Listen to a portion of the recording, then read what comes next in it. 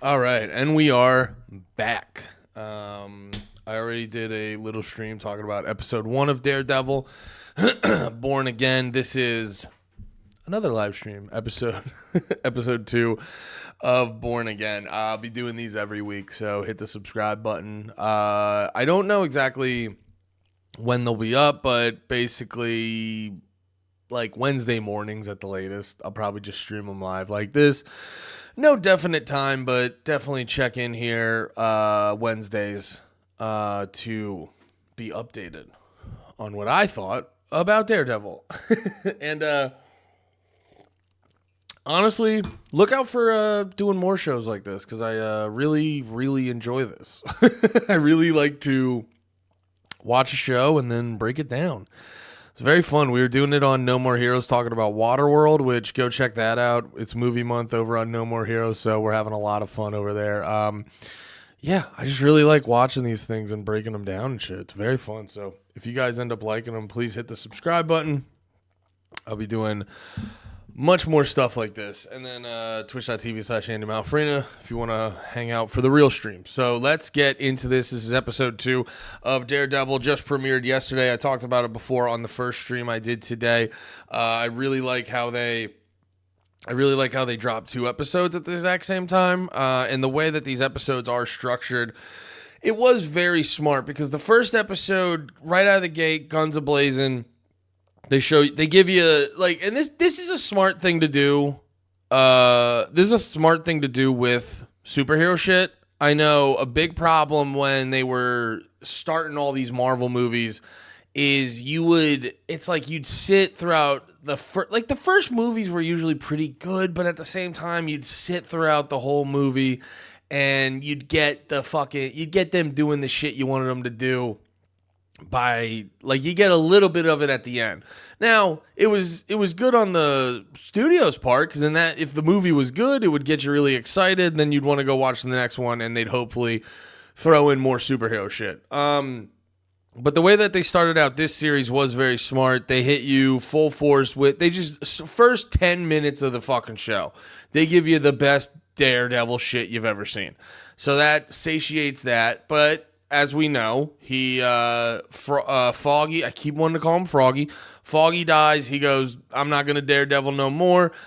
Fisk becomes the mayor. He's like, dude, if you fucking Daredevil, I'm going to clap your cheeks. I'm going to bust your ass. You're going to be done.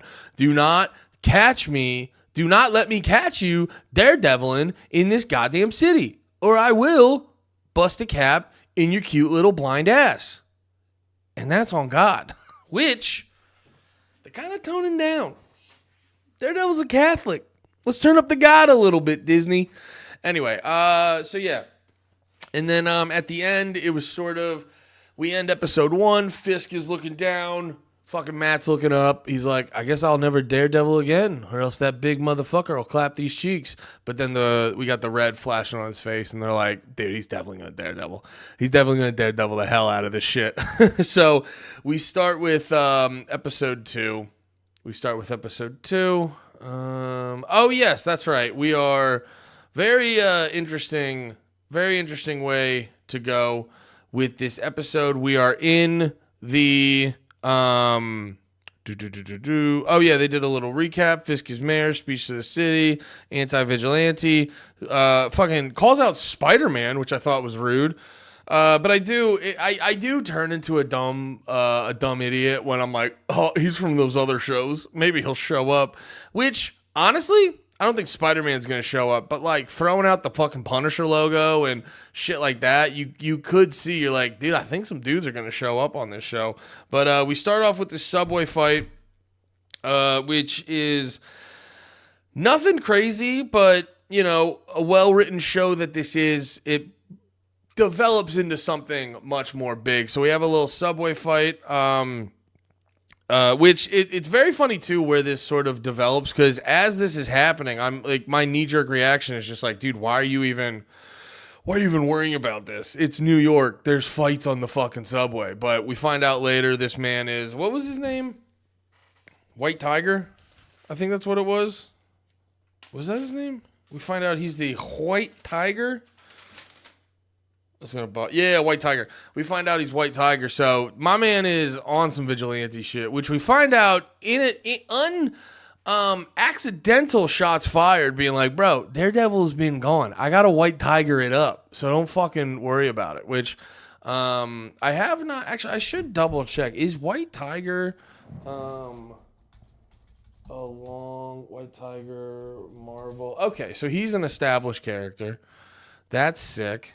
Okay, so he's already an established character. I thought so because they kind of when they show and I'm getting ahead of myself, but when they're going throughout the apartment and he sees like the White Tiger amulet or medallion, whatever you want to call it, he kind of has his face like, oh, not this fucking guy.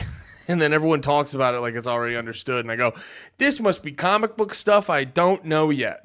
So, but no, this scene was, it's funny too, because like with the whole, I do respect Disney and Marvel and shit, because I think they started listening to realize like, everyone was kind of like, hey man, I don't know what you're doing, but, and I hate to throw out the word woke too often, but it's like, you're doing this weird, goofy woke stuff where like, dude, She-Hulk was my favorite example. It's like, dude, she's talking about like Hulk. You couldn't understand what it's like to be a woman. And he's like, bitch, he should have just been like, bitch, you don't understand what it's like for all your friends to fucking throw you in a spaceship and send you to fucking Mars because you don't know how to calm down. They kept doing all this like goofy shit, like the Hulk ain't the Hulk, like, him getting fucking mad isn't a big problem. And, all this other type of shit where it was like, it's like, oh, we have these superhero characters that are a certain type of way, but we're going to interject. Or it's not even, you know what? I should take that back. It's not that they interjected it. I should say that. Keep it 100. It's not that they interjected it. It's how they interject it, where you have these people who aren't, because you heard about it a lot we heard about it a lot with like the people writing these comics and making these TV shows. Their heart wasn't in it. They were sort of like whatever it was, the DEI hires, where they're like, all right, we need someone that checks off a bunch of boxes, make them write this fucking comic book. And then a lot of people writing the comic books and writing the shows, they were basically in there to, they were looking at it like, oh, this will be a great vehicle to shoehorn in my political bullshit. And it's like, that is going to make it come off bad. It's going to make it come off bad and shitty if you're just being like, here's a comic book, and then your character makes like a random speech about shit, and it just comes off shitty. I'm more of a fan of like, dude, I don't mind, because I think these shows are good vehicles to get stuff like that out there. These are good vehicles to get stuff like that out there, where, these are much more, it's a much more enjoyable way to digest these topics when you're just watching a fun show, that they don't like hammer it over your head. That's more where I'm coming from with this shit. But regardless, like, whether it was sort of the shoehorning in political topics or just the movies in general being bland and not too exciting, I feel like Marvel has listened, Disney has listened, and we get shit like this where, and bringing it back to this, we have this fight with our man Hector, and they're literally showing dudes getting hit by trains. Like, this show's kind of R-rated. I don't know if it's like officially R-rated. Let me actually double check. I don't know if it's it's TVMA. So, you know what I mean? Like, we're included, because that is where DC's a little more disconjointed than Marvel. That's where Marvel, in my opinion, has the upper hand on DC. But DC does have the benefit of like, yeah, we'll make our shit fucked up. We'll make our shit go hard and be fucked up. We don't care. We'll have all the characters curse and do insane shit. We don't give a fuck. So it's smart. That is where because DC's been doing good lately, man. Like, the last Suicide Squad was really good. The Harley Quinn show's really good. I know a lot of people were shitting on, I was even shitting on it a little bit. The Batman, that one was a little slow and boring and was weird watching Batman be a moody emo teenager. But I think a lot of people watch that. Oh, the Penguin was really good. Like DC's fixing their shitty reputation. They had a reputation for being bad fucking movies for a long time, and they're fixing their reputation. And I think Marvel is smartening up and fixing their reputation too a little bit with a lot of these TV shows. I don't know the last actual like good Marvel movie, because the movies have not. But no, I'm looking on Disney Plus. Like the Spider-Man cartoon is pretty good. I don't know if that new Captain America is good or not, but yeah, everyone's got a little bit of a. Loki was always pretty good, but broadly speaking, everyone's got not the greatest taste in their mouth with the Marvel stuff. So to see shit like, like bringing it back to Daredevil Born Again, to see shit where it is like, dude, you're going to have a fight on a subway where a dude's going to get thrown in front of a fucking subway car, and we're going to see it. It is just cool and interesting. You're just going to, well, I guess he's not thrown into it. I'm watching the scene right now. He's not thrown into it. He goes running at the guy, and the guy dips out of there, and he just gets clobbered by a subway train. Yeah, and they just show it, and it's like, woof. So to see stuff like that is very interesting. So we have this guy, Hector. Where are we going with that? Let's keep it moving. Oh, yes, we have Fisk in his office, sort of trying to do his mayor shit, but he's trying to do his mayor shit. He does his whole LaGuardia talk, only guy his dad respected. And then, I also saw a little detail in this, which they didn't really talk about or really address, but the camera held on it. I don't know if you noticed, but when the first scene we have with Fisk in the show, where we're in his office, they have a zoom up on his knuckles, and his knuckles are kind of bloody, which they don't really go into. Nothing really happens. That could have been something to be like, maybe he got in a fight with his wife. I can't really tell, but it was a little detail that they threw out there that they did not really address very much at all. But yeah, this is sort of showing Fisk in his mindset. We got Matt rolling in, finding Hector, using his.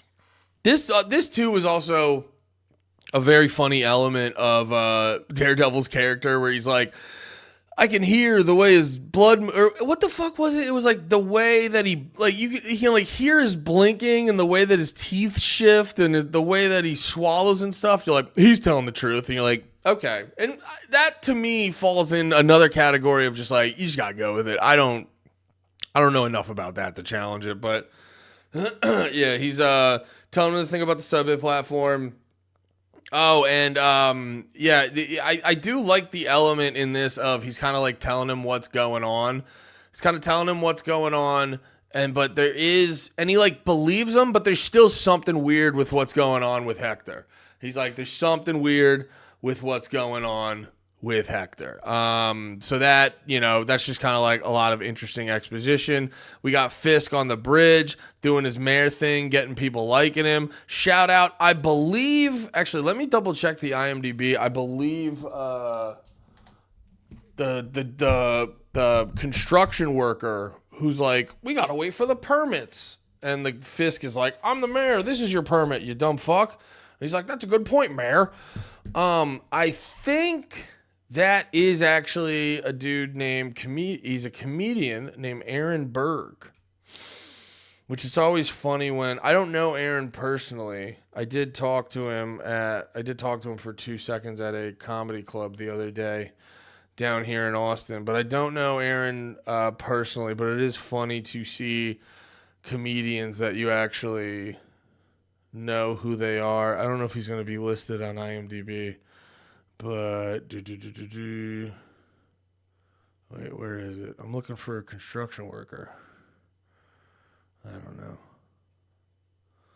It's not coming up. I'm wasting time. This is not good anymore. Okay, it looked exactly like comedian Aaron Berg, but regardless. So yeah, he's doing his whole fill the fucking hole. I'm the cool fucking guy. Good scene. A good scene making people. And it'll be interesting later, too, when I'm assuming Fisk will turn bad. And this will be a part of why it's hard for Matt to convince people that Fisk is actually bad. We go back to the court. We go back to the lawyer's office. Matt's being like, no, you guys got to trust me. I know this guy is sick. They're like, we don't know, dude. And he's like, it's not about, they were like, why are we taking these hard cases? He's like, it's not about if they're hard. It's about what's right or wrong. Doing shit like that. Matt solidifying, adding complexity to his character, where we will find out later he is still down to murder people, but he also has a sense of truth and justice. But also in his defense, we know the murder at the end of the episode was self-defense. He may have gone a little too far, though. They show the scene at Hector's trial, basically showing he's not going to get any bail, which I think is a good moment to establish sort of, it adds more stakes. It shows sort of what we're going up. It's a little moment of here's what we're going up against with this. I don't know why I just went Alex Jones on that. This episode too, I apologize for having yada yada yada energy, but I think this episode is sort of like establishing a lot of shit. We gave you a lot of intensity in episode 1. We set up a lot of shit. Now we're establishing things to segue into a more interesting story. We have the BB News girl. I forget exactly what her name was.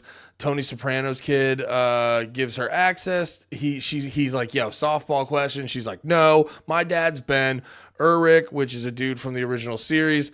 She's like, no, that's my dad. I'm a news reporter. Suck my clit. You know what I mean? And then she asks him some hard-hitting questions.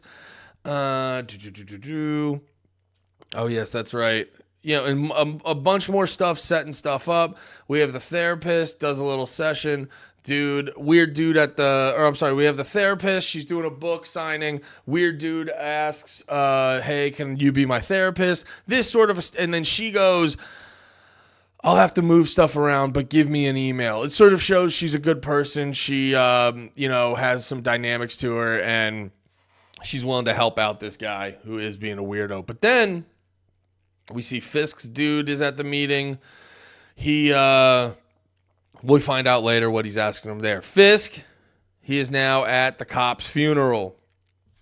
He's talking to the police commissioner, being like, yo, I need your help. You need to work with me. The guy's like, suck my fucking dick. I don't trust you. Monsters try. He was talking mad shit, basically like once a thug, always a thug. And he had a sick line where he's like, monsters trying to rewrite. You're a monster trying to rewrite his legacy. Calls him Kingpin, which I thought was a great little throw out, because I forget if they used the term Kingpin earlier or not, but that is sort of, I know they were sort of establishing, Fisk was trying to establish, he's like, that's my old life, I'm not that guy anymore. So to literally hit him with literally Kingpin was, I think, like a cool little moment to be like, this is really going to get under Fisk's skin. And then we got the detectives going in, talking to, the detectives, they're talking to Hector's ex-wife, I believe. I don't think it's current, but if it is current, they're separated. Talking to Hector's wife or ex-wife, they're doing this. That's when we find out, we got a white tiger on our hands. So once again, just not to yada, yada, yada over a lot of this stuff, but a lot of establishing shit. We got Matt and his therapist girlfriend are at dinner. This, I thought, was a nice, quick little scene to establish, the daredeviling and the lawyering is going to affect the relationship, because we're in the moments early into the relationship where he's like, I'm so sorry, I gotta go. I just found out Hector's the white tiger. She's like, don't worry about it. And that, we all know, don't worry about it. They only got so many of them in them. So that's sort of a nice little quick establishing this is going to be a problem, because they are, in that moment they were going to talk about their future, which is like an interesting little symbolism of like, let's talk about our future. And then you see Matt being like, yo, I got a dip, white tiger problems. And it's like, you're actually foreshadowing what your future is going to be.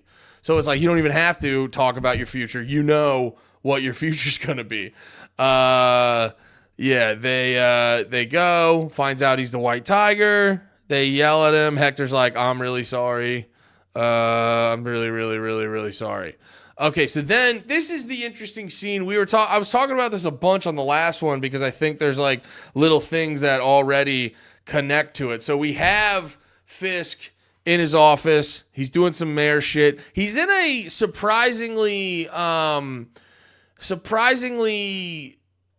not vulnerable, but like more toned down than we've ever seen Fisk. Because he's walking in, he's eating a sandwich, he's got a fucking bib on, which is a really sort of, a more vulnerable Fisk than we've ever seen, a more relaxed Fisk than we ever seen. So that definitely starts off the scene, piquing your interest, and then basically, because I forgot to mention this, the police commissioner earlier when he was at the funeral talking to Fisk, he's like, "You ever hear of this dude from 1854?" Fisk's like, "No," and he goes, "Of course you fucking didn't." Which then when he told the story, it's like, most people probably don't know about him. Don't talk so much shit, dude. You're being a jerk to Fisk. So he brings it up. He's like, it was only mayor for like a month. And this guy, he's like, I'm going to help you break his record. Or he said something like that. So this mayor's talking big shit, basically. And Fisk is kind of like, oh, these guys don't think I can ball. These guys don't think I can ball the fuck out. And this scene is Fisk balling the fuck out. So it's funny. Like, I didn't even see this fucking coming. But it was him having the bib on, eating his food like that. You compare that to earlier in the first episode where that's not how this dude eats. He was earlier in this episode, his food, like, it got, I don't know if it got revealed with like the tray and the lid, like fancy food and shit like that, but it was that like piece of, I joked earlier it was a chicken cutlet. I don't think it was a chicken. It was just like a grilled piece of chicken with some sauce on it and like one asparagus. It's like, this sticks out because we all know we're like, Fisk doesn't eat like this. So this is all very interesting and stands out. Police chief's like, oh, that's the other thing. Police chief was threatening, like, I'm going to quit and you're not going to have any cops and it's going to be a fucking problem. He thinks the ball's in his court. And this is Fisk being like, actually, the ball's in my court. So he starts telling them like, oh, they start talking about, and as a fan, I did not grow up in Philly, but I'm a fan. I've lived around Philly for a while, growing up, living in Pennsylvania and Jersey, so I would go to Philly all the time.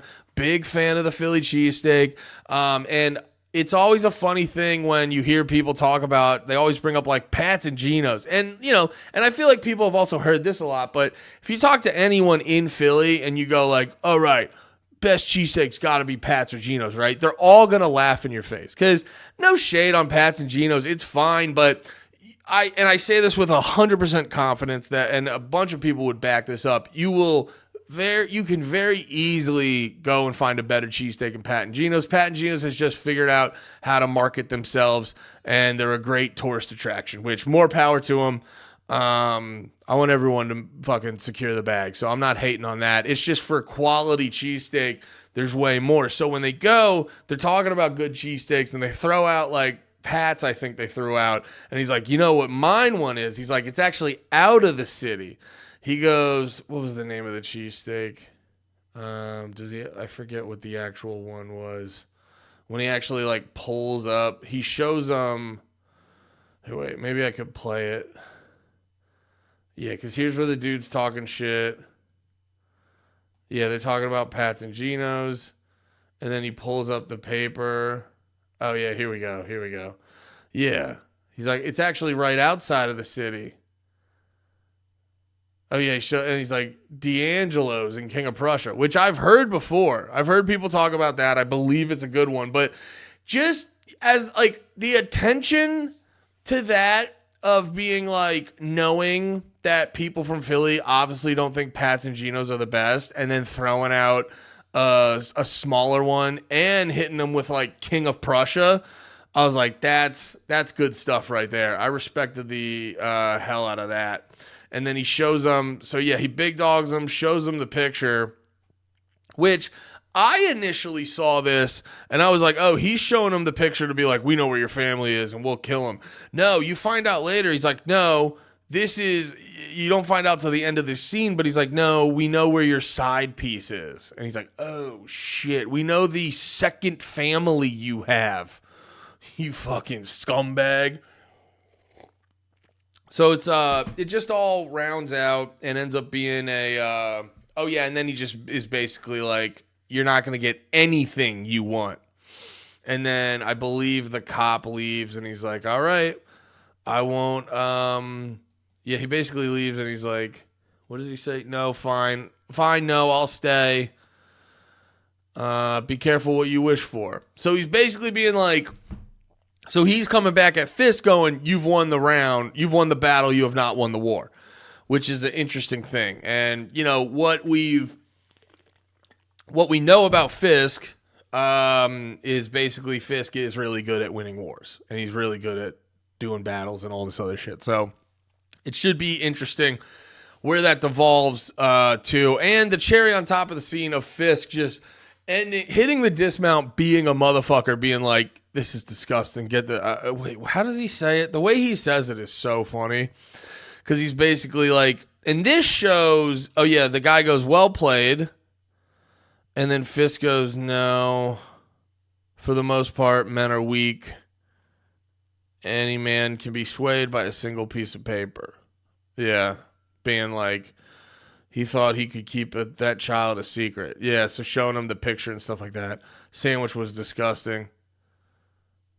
Hector's history is okay. Yeah, he just throws out that little line at the end. He goes, the sandwich was disgusting. Which you're like, all right, wait, what? You're that evil?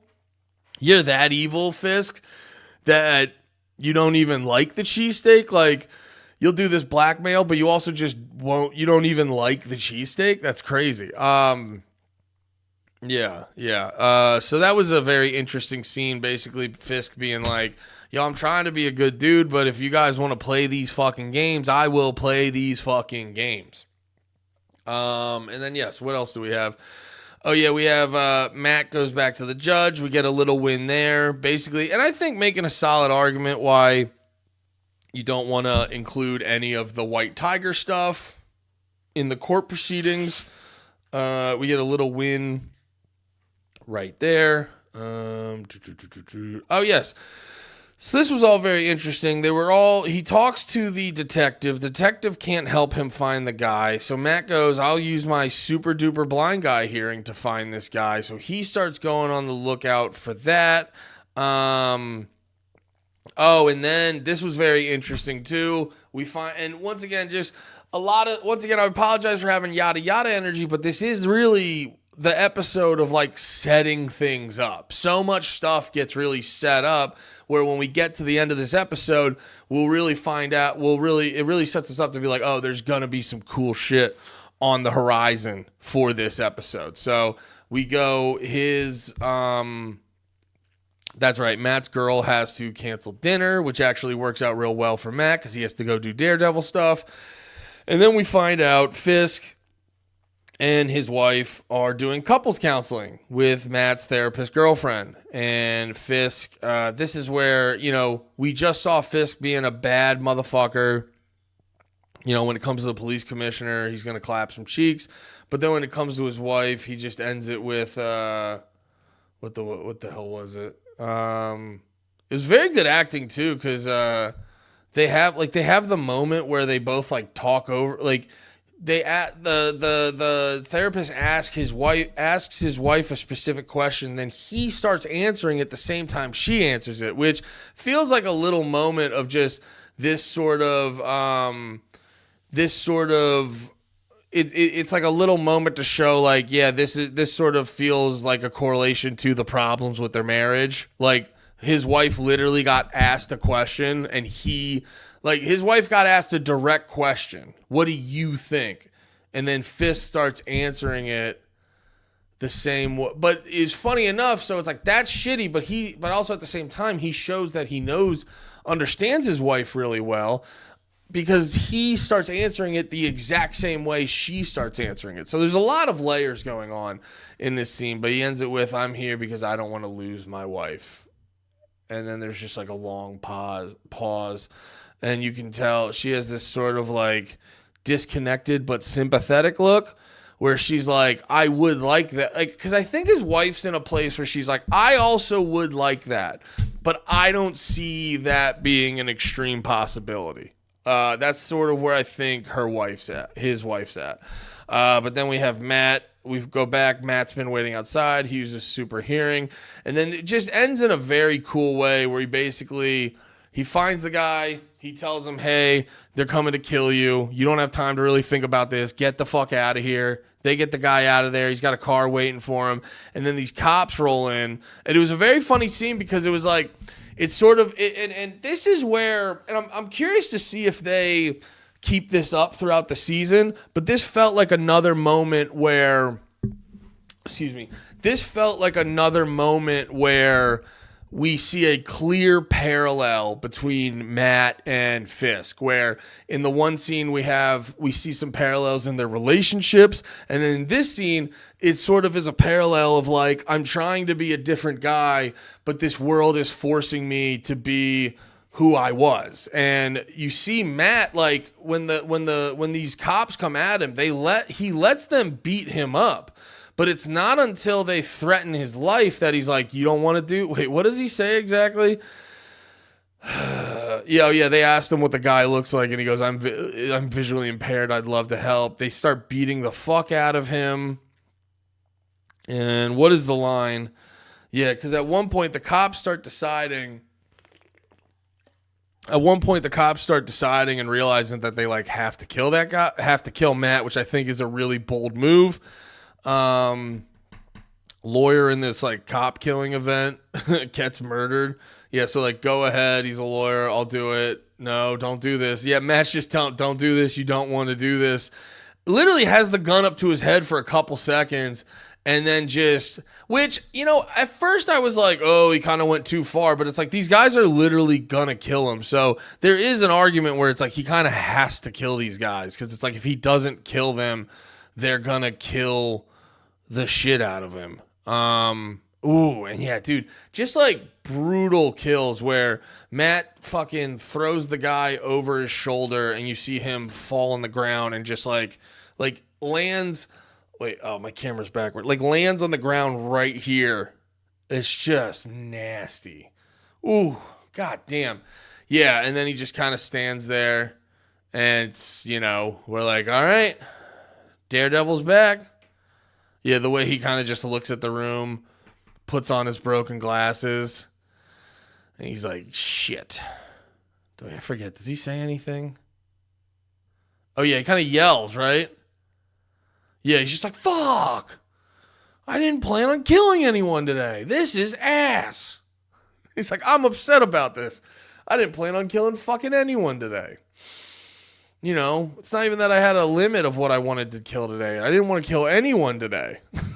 So, yeah, that's where Daredevil ends. And it's very exciting because now we have, let's think about all the characters. Fisk is establishing that he's a motherfucker. We got Matt's girlfriend is being the therapist to Fisk and his wife. Fisk's wife clearly still loves him, but she doesn't think it's going to work. Matt is looking like he's going to be forced back into being Daredevil. That's like what the yelling, I think, symbolized, where he's like, fuck, I'm back here. God damn it. Matt's going to be forced back into being that. And also he killed 2 people. I'm very curious how, because I don't think they're going to cover it up. I'm very curious how they're going to handle him killing people. Yeah, it's got me very excited for next week's episode. So yeah. We got a new episode coming out next week. That's my recap for episode 2. Yeah, we're not going to be able to see the whole picture because I think they do, I think it's going to be 13 episodes, which is going to end up being, yeah, they had that, it was funny. I was making fun of them online because they had this post that was like, the Daredevil schedule. And I was like making fun of, or the Daredevil schedule. And then you look at it and it's literally just every Tuesday. And I go, so every Tuesday. And I made a joke. I was like, are you guys retarded? Yeah, I was being mean online to Culture Crave. I don't know if anyone here works at Culture Crave, but I was being mean online. Release schedule every Tuesday. Are you guys retarded? I was being a jerk. But I will say this though. I do forget. I just want to double check how many episodes they have because I like this whole shit where it's like 2 episodes, 1, 1, 2, 1, 1, 1. So what we got 1, 2, 3, 4, 5, 6, 7, 8, 9, 10, 11, 12. Oh, so 12. Wait, really? 1, 2, 3. Yeah, 9, 10, 11, 12. See, that's interesting because if you go on Disney Plus, every episode every episode is, or I'm sorry, every season is 13 episodes. But I see this guy actually has a comment. My head's covering it. I feel like they'll do a 2-episode finale. It's possible. I think they probably paired 5 and 6 though, so that it would end a week before and/or season 2 premieres. Yeah, maybe, or it could be at the same time. Who knows? Because I would like that would actually be interesting and telling of the show, because this show, all 3 seasons of it, I mean, this is technically a new show, but it's still everything from the original applies to this world. But what was I trying to say? Multitasking too much. But it's still correlated to the previous world. And I wonder if, actually, I feel like they're going to do more Daredevil. If this goes well, I can't imagine they're not going to do more seasons of Daredevil Born Again. But I got to wonder if like 12 episodes instead of the 13 they normally have signifies anything. We'll just have to wait and see. I'm really excited to keep watching this show. It's very good. I'm really excited to catch up on the previous seasons. Really excited to read the comic books. So yeah, I'm so far so good. So far I'm very, very happy with it. Yeah, if you like this, I'll be doing this every